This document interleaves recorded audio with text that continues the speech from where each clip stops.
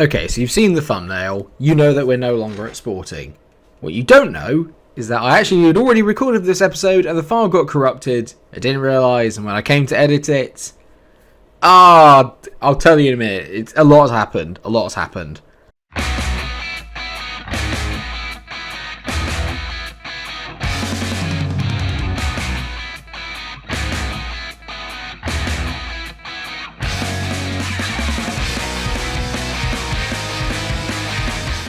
Okay, we'll start off with the obvious. We are no longer at Sporting. We are at Fiorentina, yes, in Florence, in Italy. Let's find out a little bit more about the club, and I will tell you about how I got here.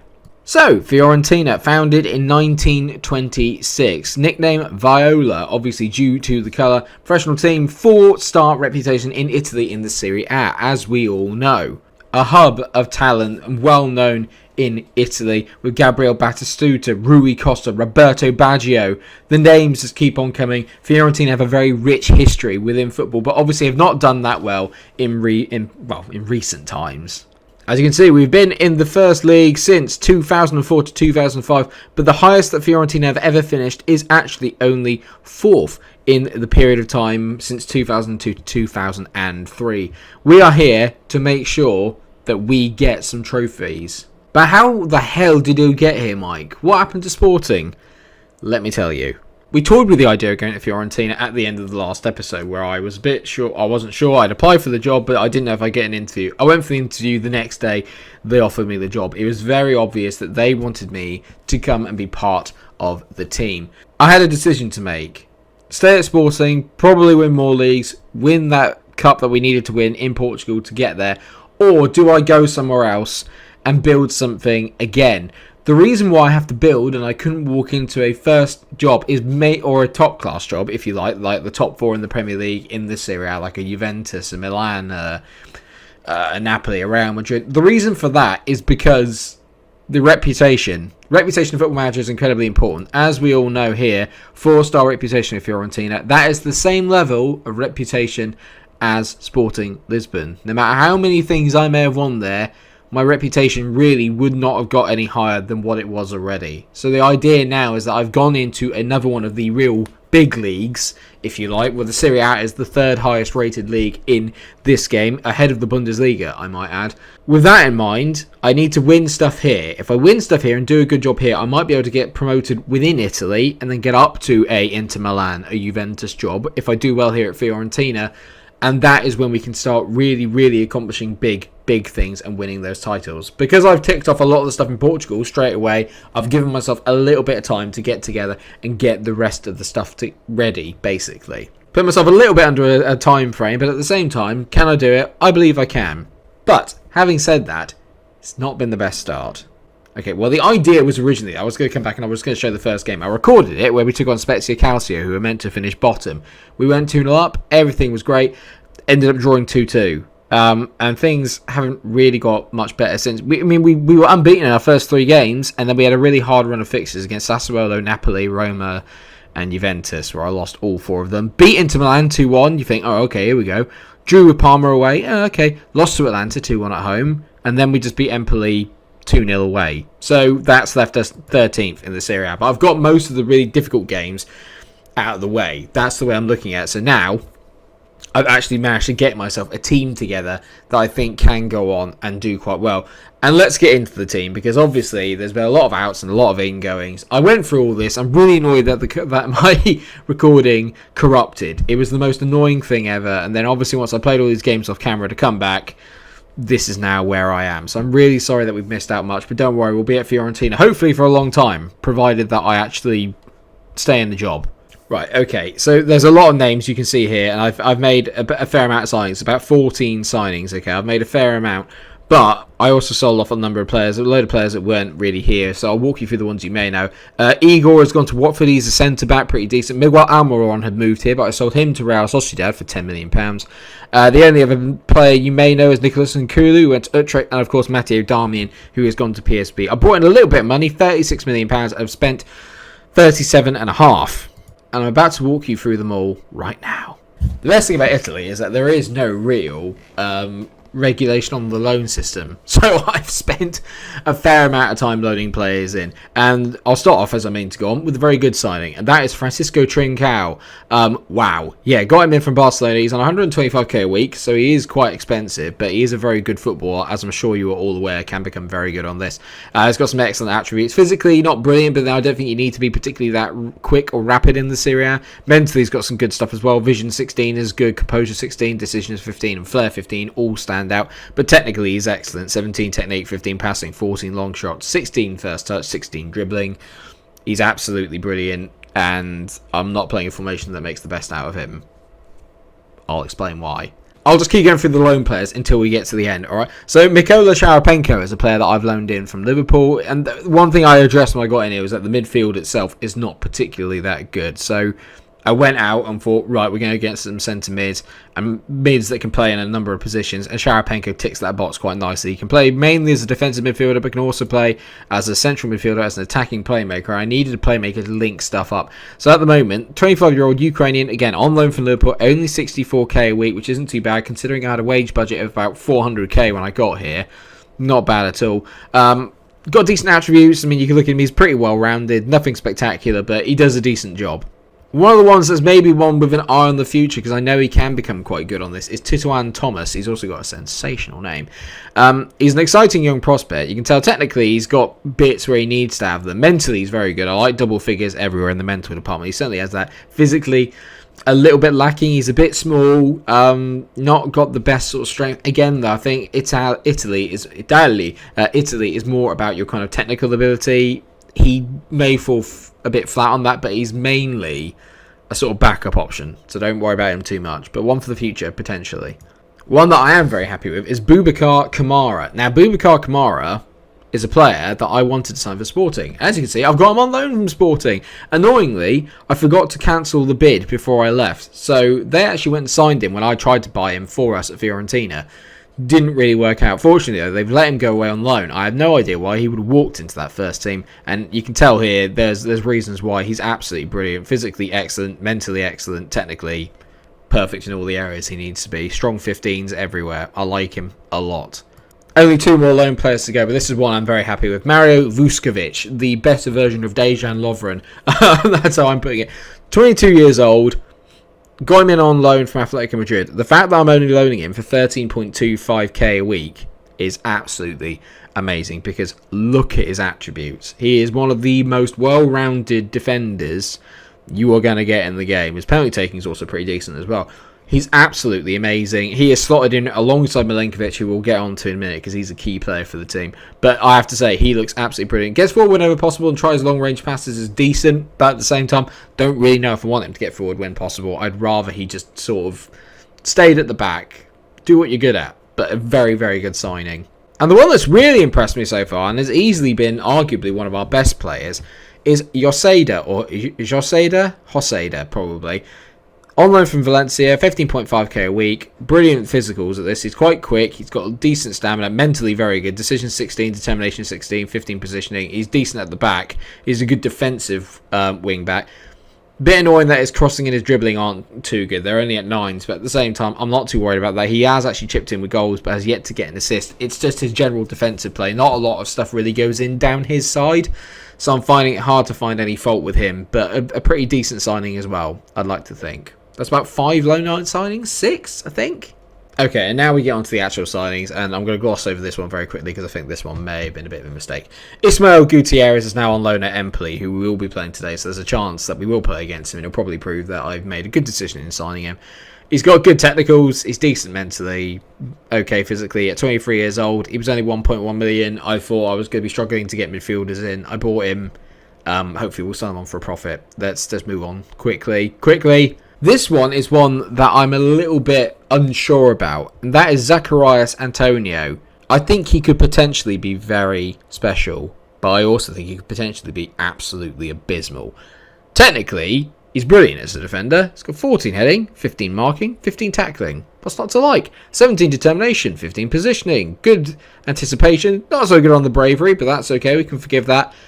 It's physically where I'm a little bit like, Okay, maybe I didn't really realise that. He's a no-nonsense centre-back, that's an understatement. His passing at 10, not great, but he just looks like a guy that could do quite decent. He's very tall, 193 centimetres, which is around about 6'6", 6'7", I think. Looks like he could be very good as a kind of heading away option. If we were playing a free at the back, I'd be quite comfortable with him being in there, just heading balls away and making sure that nothing really gets past, but I don't know. Jury's out. The best thing about it is I only spent £1.5 million on him, so I'm not too worried. The other thing that I needed to sort out when I came in was a goalkeeper, and Stefano Turati looked like he could be a pretty decent shout. I mean, let's face it, he's not exactly first choice goalkeeping material, and he knows that, which is fine. He could be, because he could be very good. He's got some decent attributes to start with. Mentally, it's okay. Physically, pretty decent. I only got him for £1.8 million. That was the thing I really liked about him. And his actual record of conceding isn't that bad. You look at it here, again, in Ascoli, he conceded less than he actually played, which is always a good sign. He kept 7 clean sheets in that year, played at a 7, which for a goalkeeper is like playing at a 9. And then he went back to Cremonese and only conceded 39 and 37, keeping 9 clean sheets. Again, a 6.93. I didn't think he'd be my first choice goalkeeper, and he's not currently. But when you see who else I brought in, you'd see why. But then when you look at the results and some of the goals we've conceded, maybe he should be. One for you guys to decide. Now this one I am happy with, okay? Because this is a player that I had at Sporting, and I'm sure that we touched on it at the end of the last episode. And that is Mislav Janko Juranovic. Now, I finally managed to get him back. My cheeky tactic of putting in a £2.6 million sell-on clause, release clause, has paid off. He didn't originally want to come to me, but I eventually convinced him to come over. He looks like he could be amazing. 19-year-old Croatian. He's got all the attributes to be brilliant. The only thing he doesn't do is actually score goals. He's got 1 goal and 1 assist in 10 appearances. But considering he's not played in a very good team, we are making loads of chances. He just misses quite a lot. It is a problem. But it's something I'm looking to resolve. But I think over time he could be amazing. He looks like the first really great new gen that I've had on FM21, and I expect him to follow me around everywhere. The fact that we're already going to make money on him regardless of what happens is a massive plus. I've mugged Sporting off something chronic there, and I feel guilty for doing it. A player you might actually know, Oriol Busquets. That's right, Sergio's little brother. I think he's his little brother. Or his cousin. Not really 100% sure. Either way, a pretty decent footballer. Just came second in goal of the month as well, actually, after he scored a rocket against Inter. Technically decent in the places that you need him to be. He's another one of my kind of like midfield buys where I was like, let's just stack the midfield and see what works. Mentals are good. Like I said, double figures everywhere is always a very exciting thing. Physicals, again, pretty decent. Physically not the best, not the quickest, but he gets from box to box. He's okay. For 3.6 million, I bought an Andrea Pinamonti. Now, he is a player that could be potentially quite good. On previous FMs, he turns out to be quite a decent player, and I'm hoping that's the case again this year, although I think his potential might have dropped a little bit. He's still got some really nice attributes. Physically, he's probably the most well-rounded player that I think that we have. Mentally, he's decent. 16 off the ball is good. There's a lot of 14s in there, which are nice to see. Finishing a 14 is okay. Heading a 14 is okay. And 13 technique. He can be alright, but is he our number one striker? No. And this is the first team goalie that I mentioned earlier, Florian Muller. Now, I signed him from Mainz. I signed him for not a lot of money, only £4 million. I've done a lot of good kind of like bargain buying. And you can see what I think he's actually very, very good. When you look at his attributes here, I mean, what's not to like, really, about this? The only thing that lets him down is positioning of 8. And having seen him in goal, 8 is being a bit generous, it's safe to say. He is a little bit erratic, but he's got some fantastic attributes for a goalkeeper, and he should be doing a bit better than we are doing. But we'll talk about the formation in a minute, because I think it's giving him a little bit more cover, and we'll talk about that in a second.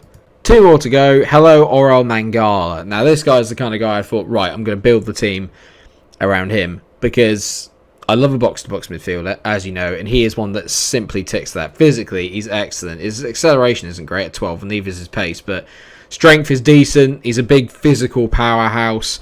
Mentals, again, everything in double figures, which is what you want. And technically, pretty solid. Could do with a little bit better, but he's more like just a general workhorse, which I don't think is a bad thing to have in this midfield, especially when you see the formation that we're playing. But the big signing is actually one potentially for the future, and I had to activate a release clause to get him. But Erico, new gen, 18 years old, left back. he's got some absolutely sensational attributes. Physically, at that level, at that age, very good indeed. Can be a bit quicker, will get stronger. Very good. He's very small, which means that his heading isn't exactly brilliant at 10, although for his height that's not too bad. It's the jumping, etc. that I'm worried about. And you can tell that's only at 8, but it's going up, skyrocketing. It's mentally that he really excels. The 17 decisions, 15 determination, positioning, work rate, technique, all of those are 15 above. He's a very good technical footballer. How much did I sign him for? 11.25 million. I think he could be absolutely brilliant. I think we could end up maybe selling him for around about £60 million come the end of this if he has a good season, which at the moment he's not doing too bad, which can't really be said for the rest of the team. And when you look at it here, we do have some very good players. I'm going to quickly walk you through the rest of the squad. We'll talk mainly about the starting 11, and they're going to be playing today. Like I said, 13th in the league. We're not playing brilliantly, but we are at home to Cagliari, a player that I have played before. I realised I said that we played Empoli today. We've just beaten them. So we're playing Cagliari. I'm all over it. This is a game in hand for us. So if we win this, we could go up to the heady heights of 10th, which would be good, because we're predicted to finish 8th, which is fine. Okay, so originally we were playing this, alright, which is the formation that I played at Sporting and did so successfully. Not gonna lie, it didn't work out, okay? I can't pretend that it did. So we've changed now to a diamond. This is what we are playing. I'm going to walk you through some of the other players that are in the team and that have actually kind of forced their way in, really. We'll start with Nikola Milenkovic, a player that everyone knows very well, knows that he can become a very good footballer. He's a team leader, which is a bit annoying because he's kicking off about the fact I won't let him leave. It's mainly because people aren't offering the right value for him. People are trying to get him in dirt cheap, only like £20 million, but he's clearly worth a lot more than that. He's a very good footballer, and I don't want to let him go on the cheap. If we do let him go, I think we've got enough players here to kind of cover for him, but he is a player I wanted to build the side around. You can tell, just everywhere, he's so good. Then we've got other good players here, and Sofian Amrabat. I'll let you have a quick look through him. Again, like the mental is what I really like about him. He can play pretty much everywhere in the midfield again, which suits me down to the ground. Oh my god, how have I not really heard before of Gaetano Castrovilli? The only thing he's crap at is long shots. Literally everything else he excels at. He's just so damn good. Literally everywhere. Unbelievable. And he is a player again that also wants to leave, but I'm not letting him go for anything less than around about 50-60 million. No chance. He's absolutely sensational. I'm just going to leave him here, and then you can sort of, you know, do what you need to do as well. We've also got another couple of decent players. This guy is our top goal scorer, Christian Kuama. I'm sure quite a lot of you are familiar with him. Very quick, which is a good start. Not the best strength in the world, but who cares when you can finish and when you can just basically blitz people for pace. He's got 5 goals in 10 games. He's played at 7.12. He's been very good so far. Long may it continue. So in goal, then we're going to have Muller. Then we're going to have Biraghi, who is essentially our captain. He's out on the left-hand side at the moment. He's a pretty decent player, not the best player in the world, but Erica at the moment, I'm trying to ease him into it and not kind of oversaturate the poor lad, because he's played quite well, but he's also had some drubbings where he's come on and we played him against some of the big boys and it just didn't go very well. So I want to try and keep his confidence up. Milenkovic and Vuskovic make up the middle two. In the centre, then you got Vojvoda, who's not normally my first choice right back. Kosovan, though, he's pretty decent, to be fair to him. There's nothing wrong with him. He's a pretty solid footballer, just not great. Then you've got Amrabat, Busquets, Sharpenko. This is where we fall down a bit. It's just this midfield here is where it needs a little bit of work. Castrovilli, though, is in behind Kuama and Juranovic. You look at that and you think, bloody hell, that should be a brilliant goal-scoring trio. It's okay. It's not great, though.